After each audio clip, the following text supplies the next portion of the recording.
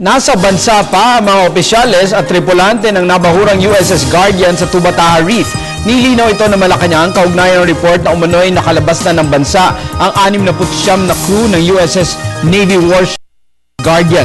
Ayon kay Presidential Spokesman Edwin Lacierda, mga non-essential crew lamang gaya ng cook at iba pa ang nakaalis patungong Japan. Gayun naman, sinabi ni Lacierda na ipinaabot naman ng Foreign Affairs Secretary Albert De Rosario na dapat maging available ang mga kailangang crew kapag ipinatawag ang ito sa investigasyon.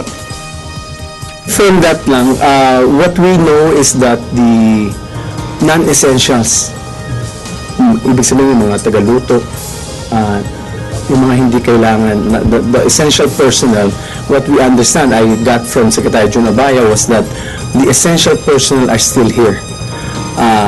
With respect to the non-essentials like the cooks and the others not performing essential job because of the limited space in the other ships, they were brought, we understand, to Japan. But Secretary Jun Abaya also spoke to Secretary De Rosario yesterday during the arrival, and Secretary De Rosario stated that they should be made available when they're asked.